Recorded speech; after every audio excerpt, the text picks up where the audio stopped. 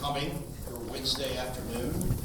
I know you guys, you're like me, you're probably pretty tired. So I appreciate this room, the audience for coming in Wednesday. And my obligatory thank yous for the women in HVAC. I've done several topics for them, so I want to thank them for having me come speak as well. Regarding the slides, I will provide these to HR, but I need to have them vetted by legal first, so there might be a slide or a bit of data vetted, so we'll look these.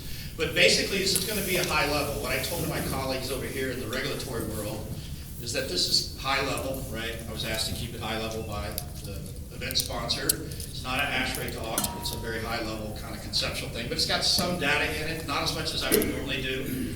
But a little bit of background about me. Chris Forth, I work for Bosch Home Comfort now, but I was formerly with Johnson Controls Residential Light Commercial and Hitachi. So Bosch Home Comfort acquired those assets officially as of August 1st, 2025. So I've been a Bosch employee now for about 6 months, 7 months now. So this will reflect, you'll see our brands on there from the legacy JCI. A lot of this presentation was made prior to that, so there's probably a couple updates we could make here, but just bear with me if you would, we'll walk through this. So let's talk about what's driving this before we get into R290, the details. So anyone not familiar with the AIM Act in the room? I don't want to go into a lot of detail there, but basically that's the rule, the federal law that phases down HFCs. I think there's 19 different HFCs, right? 410A, the blends, there's a bunch of them. That are being phased down over time, right? So the supply, meaning production and imports of HFC is being phased down over time. Part of AIM also is what we call chronic sector transitions, where EPA says at a certain date, at a certain GWP level, you can no longer produce or import them. So for this discussion today, we're specifically talking about residential light commercial. This topic always comes up. I've been in several of these sessions, and in the audience crowd, R290 comes up, so I think it's a pertinent discussion. But the point I want to make on this phase down is the available supply of HFC is decreasing through the AIM Act tenure, which runs through the end of 2035. So as those reduce, right, the available amount of HFCs that can be produced or imported by the chemical companies, right, and the importers, there's going to be more pressure to go to lower GWP. Right? Now, the thing I want to say here, I didn't put it on the slide, a little bit controversial, is AIM was designed to be a one transition pony, right, per sector. That was the agreement, right? So that's what we would prefer. We don't like refrigerant transitions, they're disruptive. How many of you guys in the service side of the business here, you like these transitions? Love them. Most people do not. Lots of investment, right? So right now, let's talk about what products are in the market. So there are some products in the market, right? They're primarily limited to small self-contained in the refrigeration side, display cases, ice makers, right? In the 300 and 500 gram range, right? So in some of these, like the air-to-water monoblock heat pump, not widely available here because of the codes and standards, right? So if you look at the typical charges in the residential light commercial, and particularly the VRF, right, which can have quite large charges, the current codes and standards prohibit, that's why you don't see R290 in those products today, right? So they're pretty, they're much larger charges, and I'll get into the background on that. But here's the question I always get, and I don't see a lot of people present on this. It says, why are charges size differences between here and here? Because the argument I always get is, oh, Europe's doing it, why doesn't the US doing it, right? The answer is legal and money, right? So different safety standards, the UL version, the IEC versions, there's the CSA version, right? There's a reason those standards are different. There are different versions. They have different levels of safety and risk built into them that are for those countries, right? So when you look at the EU legal advantages, right, they don't have any, very little limited or no punitive damages. So when you hear these huge legal, I'll call settlements here in the US, which are very common, right? Really the lawyers are the only ones that win in that. You don't have those nearly as frequency in Europe. You just don't have them. And look at this quote. Product liability insurance costs in the US are 2 to 10 times higher than in Europe. So when you ask, why are there IAC and UL versions? That's a big part of it. It comes down to dollars, right? EU has a thing called loser pays in their legal system. So a lot of the frivolous suits you see here in the US don't happen in Europe. So if somebody takes somebody to court for a product liability case and they lose, they pay. That combined with no punitive damages doesn't make it very attractive to bring lawsuits very often. There's fewer class action suits, right? Not saying class action suits aren't warranted, but the bar in Europe is much higher than it is in the US. Therefore, the liability risk is higher. And there's a strict burden of proof. It's higher standard in Europe than it is here in the US. And last but not least, there's a whole lot more lawyers in the US than there is in Europe. Lawyers don't sit around doing nothing. They're going to find things to do.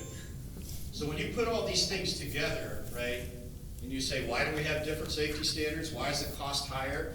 If you look on your company's balance sheet, you'll see dollars that are, I'll call it, reserved for product liability. And you look at those dollars by country, the US is the highest, 2 to 10 times. So we are going to be more conservative by nature. So I did a little experiment coming into Vegas when I came in on Friday. And I stopped. So when I was driving in the back of the lift, you want to know how many billboards I counted that had lawyers advertising on them? I stopped at 14. And I'm sure there were more. And mine wasn't around, right? 14 billboards that cost a lot of money, right? So when you ask why are there different safety standards, this is part of it. It's not all. The housing's a factor. There's some other things. History's a factor. There's big dollars, all right? So you guys know, anyone in here from New York? There you go. My apologies to you guys. New York has a rule, Part 494. They have put the stake in the ground, following Europe to a large degree, and again, we're talking about residential light commercial here. They've got a prohibition, and it's a final rule that's done. It's being challenged legally, but it's done for GWP 20-year scale, no greater than 10, right? So what does that leave? Well, at least a couple of fluorinated gases and naturals like propane. Now here's the gambit. There's not products and codes and standards today that would meet that. So this is the giant game of chicken. That's in New York saying, hey, we're going to try to force the market to develop these products. And if they win, great. If they don't, sorry for you New Yorkers. Without heating and cooling to some degree, or you'd be putting window units in all your homes, right? There is a legal challenge if you read anything. So Hardy and HRI, which we're members of, I think all the OEMs are members of both of those organizations, right, for OEMs and distributors have challenged that. There was a ruling in December, which was somewhat expected. The judge said, nope, the rule's good. The appeals process is going on. But these other states, California, Washington, Massachusetts, etc., are watching to see how this turns out. Right? So from an OEM perspective, right, our costs are much better if we can build higher volumes. Greater scale means lower cost. If I build products just for a couple states or a smaller market, what do you think the cost is going to be? Much higher. What do you think the lead time is going to be? Not the greatest, right? And if you're in a neighboring state, I'm guessing there's going to be a lot of distribution warehouses on the border, right? So we'll wait and see how that holds out. But this is the most aggressive, rather than go through and show you what California's got, what New York's, what others have got. This is the big stake in the ground. This is where it's going to lay out. The other thing that's unique about New York that no one else uses is the 20-year GWP scale. Everyone else uses 100. So when you look at the numbers over here, right, for example, right? Some of these numbers go from 1430 to 4140. It's the only reg we have that uses a 20-year scale. So it limits those available fluids to very few, right? And the two fluorinated gases, just as an example, those aren't typically high-pressure fluids, right? They're run in chiller applications, right? Applied applications. So if you try to bring them down into the comfort cooling high pressure, you've got to make up for that capacity loss. So a compressor that's this big is going to be this big. So it's not going to help the affordability issue we're facing right now. So there's trade-offs for everything on these gases, right, and propane. So my friends at Copeland, I've used this chart a lot. I have my own, but this bubble chart works very well. But when you look at properties of refrigerants, right, it's not good policy to be looking at just one metric. If you just look at GWP and you go down in capacity, so great, your GWP is lower, but now the power plant has to run that much longer than spewing out carbon emissions to make up for that efficiency loss due to that low pressure fluid. So when you look at all the properties, obviously the big one's flammability, right? It's an A3. We'll talk about that in some more detail here. But there's some other properties of R290 propane that have some things you have to design around. The point I want to make here, there are many properties when we as OEMs look at refrigerant selection, we have to take all those into account, right? Not just the GWP, right? So when regulators regulate on one metric, there's often unforeseen consequences when you have to look at the others, right?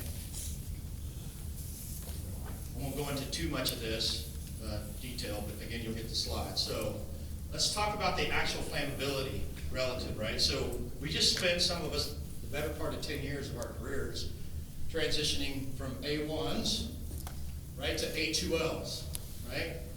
And one of the metrics is obviously flammability, right? So this is R410A, the most prevalent up until January 1st, right, of 2025. The most prevalent refrigerant in the residential and commercial BRF world, right? This is the flammability test they do, and that's supposed to be 90 degrees. That's Chris's really poor attempt at PowerPoint CAD. It's supposed to be 90 degrees. But basically, you basically incinerate a certain volume of refrigerant in an apparatus, a glass beaker, and if it goes outside that range, it's not an A1. So here's what an A2 is. Excuse me, a 2L. I'm just talking 2L. That's could be either one. And you see how close the 2L came to being within the V there, right? Just a few degrees. Now, what do you want to guess propane is? A little bit different. So the magnitude of difference we're talking about from a class 1 to a 2L was very close. That was one of the benefits of going to a 2Ls. Some of the newer 2Ls will actually try to be engineered by the chemical companies to be, we'll call them direct replacements. They're not, but they were trying, to be engineered to be as close as possible. Propane, on the other hand, it is what it is, right? So things like static electricity, plug outlets, propane will certainly light up. 2Ls not so much, right? So the mitigation we've done for the 2Ls that we've all done as OEMs is not going to be the same for class 3s, not even close, right?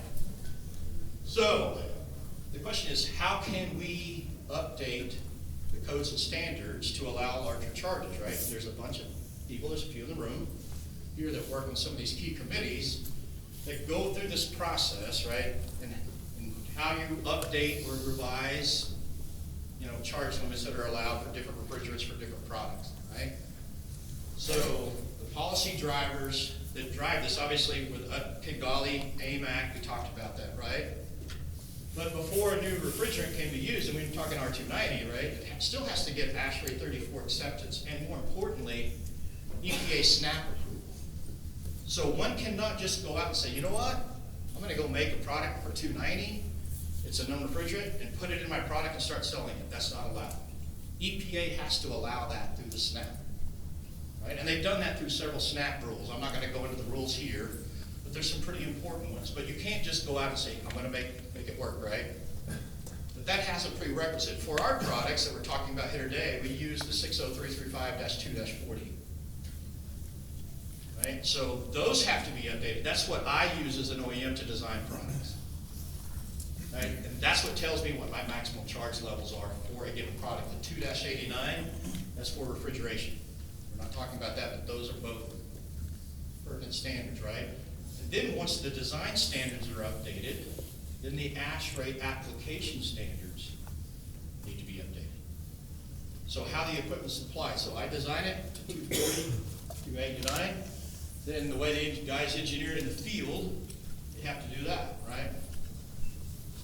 Then it goes down to what we call the national model codes. The IEC, right? IAPMO, ICC, IRC, right? And wouldn't it be nice if we had a nice uniform standard for the whole country? Not so much. Not even within a single state. But then it's state adoption, and the states, by the way, can adopt or modify those to be unique to their state for reasons they may choose to do so, right? But let's not forget about storage and transportation. Right now, 2Ls have to have special shipping permits. What do you think is going to happen with A3s? How do we ship acetylene cylinders today? Different, right? Markings, listings, placards will all have to be looked at. And I can tell you the process for doing 2Ls was not quick and it was not easy, right? I'm going to call one of my colleagues, Rusty Tharp, Zora Consulting. He helps the industry quite a bit. What would you say, Rusty, was the total tenure to get A2Ls approved where we're at now? More than 10 years. More than 10 years for 2Ls. More than a decade. And then you can finally get a state regulation. But states can skip some of that, right? They can adopt some of the ASHRAE UL standards right into their building code directly. Some did do that on the 2L. So it's a lot of work, right? So when you look at the code cycles, and this is just a scenario we looked at a while back, 3-year code cycles for most of these types of standards, and you look at the adoption rates, how quickly they get updated, we're talking multiple code cycles for A3s before they would get updated. Now I'm going to come to a conclusion here at the end. You'll see it's not the same for every product that uses A3s. The A3s, where we keep the refrigerant outdoor, probably can be done a little sooner, so we'll talk about that. But we're talking multiple code cycles, right? So quite a bit. So while there's been a lot of research done through AHRTI, some of the labs, right, ASHRAE, it's not done. For A3s, certainly, there's a lot to be done. Some of the original testing did touch on A3s. It was mainly done for the self-contained refrigeration equipment. But there's a lot more to be done, right? We looked at charge limits, servicing, right? Which is good, it's all good data. But there's a lot more to be done that the industry's working on now. We've got teams working on research. Remember, research is the precursor to updating the standards. Standards can't be someone's opinion, they have to have data to back up those changes. In this case, R290, how are we going to get higher charge levels, right? So you can see different things here. And the way that the teams that are working on these, I won't go into detail on this, they prioritize these into 3 buckets. Some of these have actually started. Right? And I'll just pick on a couple of them, right? So some of these top ones, right? You can see their chillers, air to water heat pumps, monoblocks, that's a big one. Right? There's also stuff they're working on with odorants. Like today, if you leak propane out of your gas grill or your propane tank, it's got an odorant in it as a safety mechanism. That odorant will not work in an HVAC system. It's not compatible. So there's research to say, can we find a different odorant? Okay. I can tell you, working with the fire service, when we did the 2Ls, they're going to require that we do something. At least many of them want us to do that. Okay? But we all know the biggest risk for A3s with the flammability is probably going to be on the service side. And people say, well, I've got a gas grill. What's the difference? Well, the difference is you use black piping for the gas grill. For our stuff, you use an open flame. Now, you can use some mechanical joints, but I can tell you the vast majority of the contractors that service our residential light commercial are still using brazing with an open flame. And how many contractors 100% pull every ounce of charge out of that system before they service it? It's going to be a different day with A3s, right? So there's a lot of research that still has to be done, and we're working through those. And the research will drive the standards, and we'll go through that process I just went through.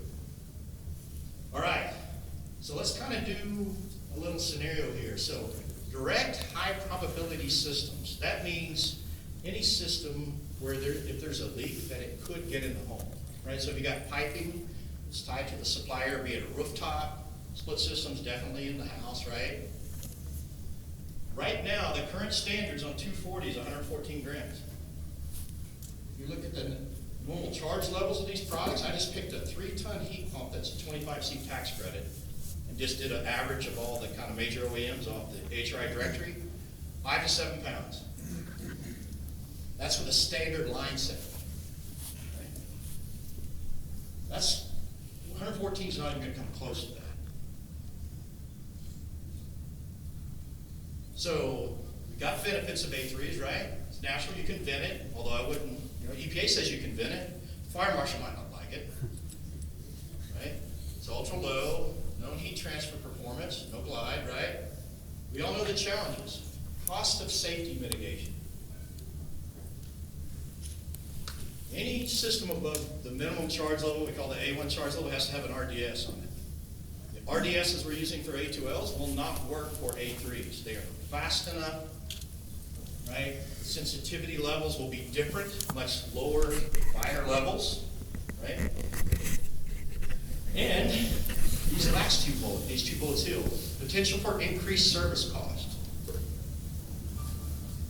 To service an A3 will likely, again, residential light commercial VRF, be higher than for 2Ls and certainly higher than A1s.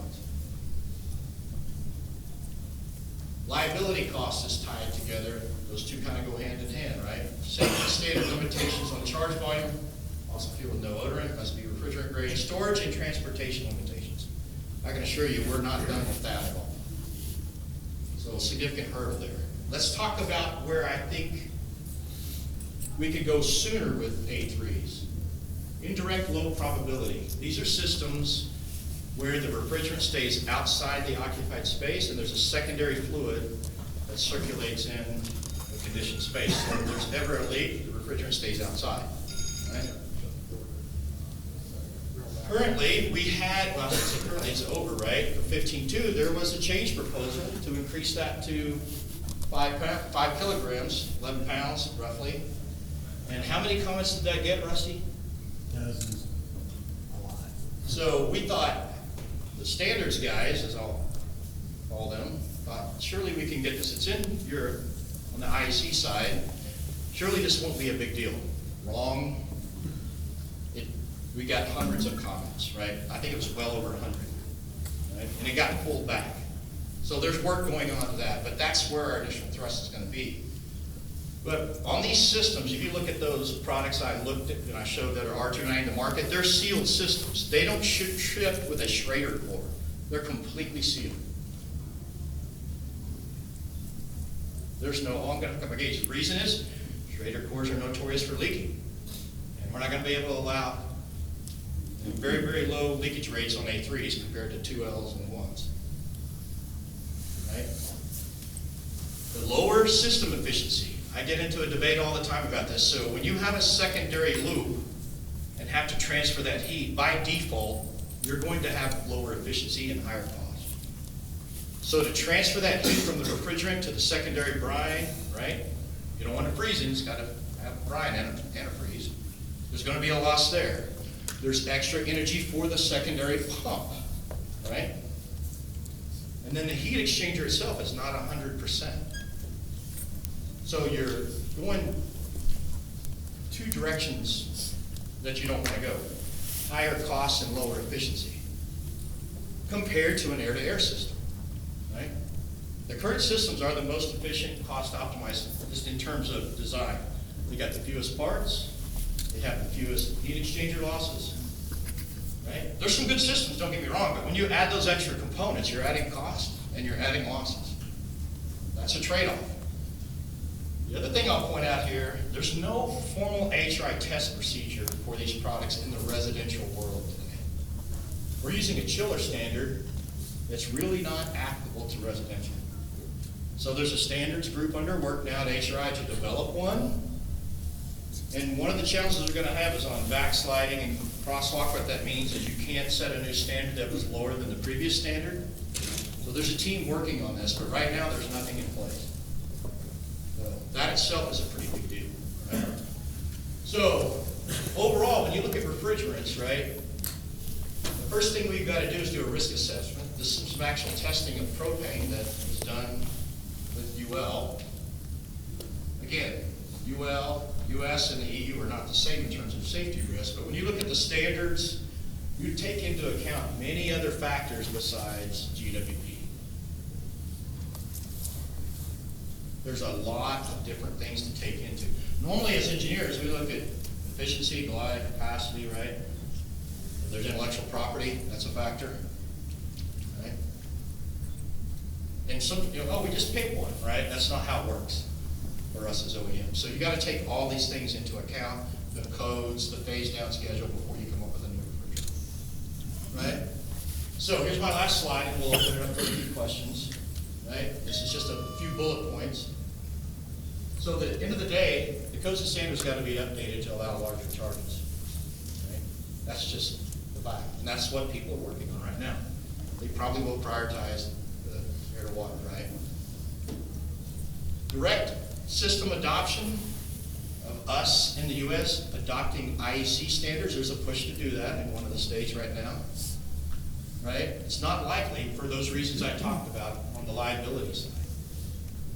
States, remember I said that little art that said states can do direct adoption? They're going to try. Washington State's, anyone in here Washington State?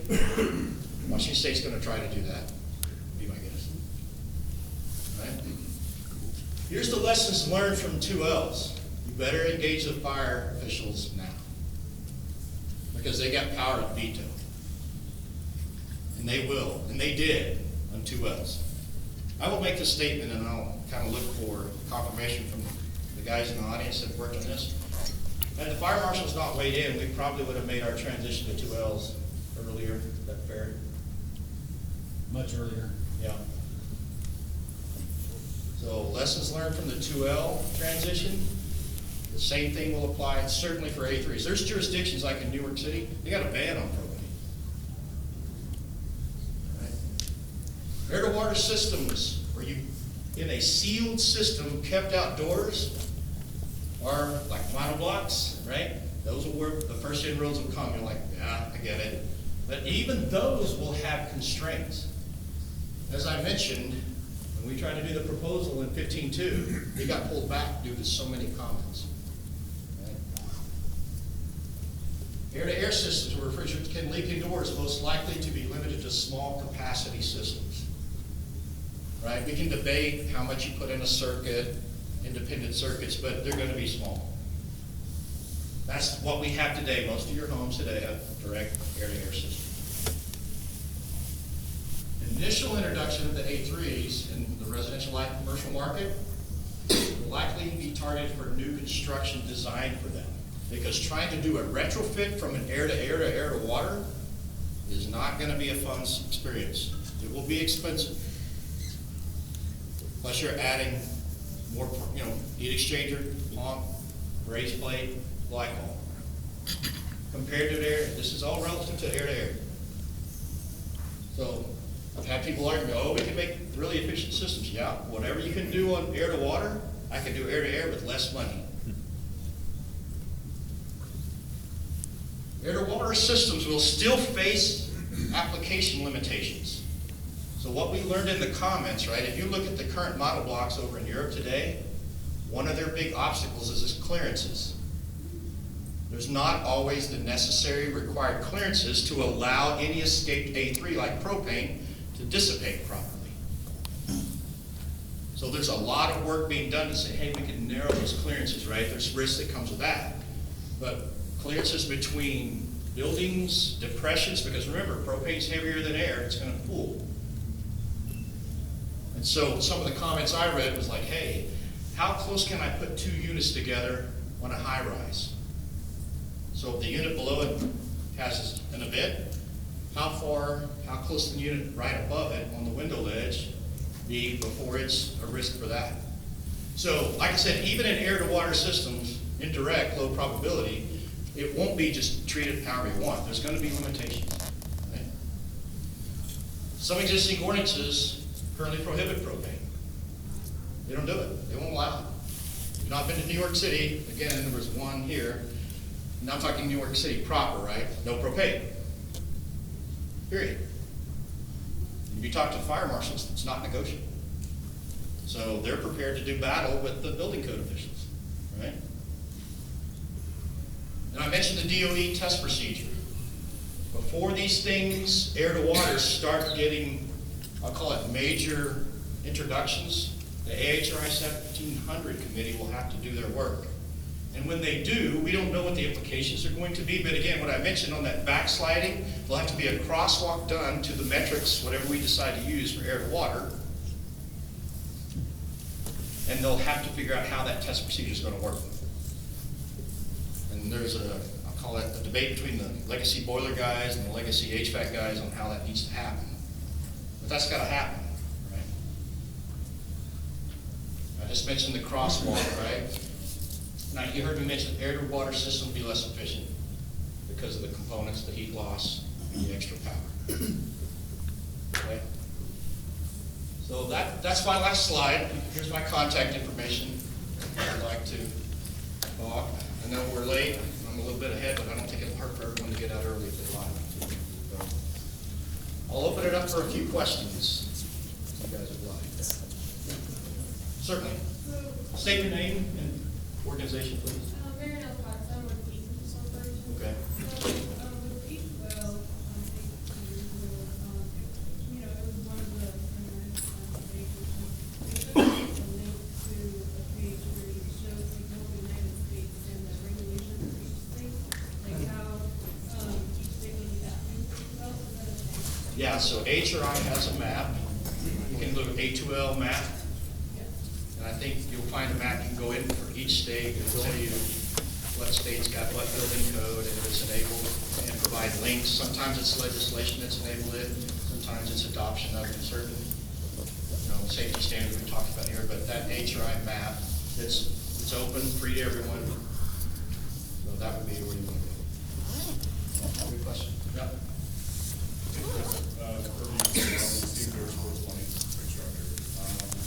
When I was in the field working refrigeration, I noticed with 290 coming in that all the circuited evaporators were kind of an option to circumvent charge limits. Is there not a possibility for that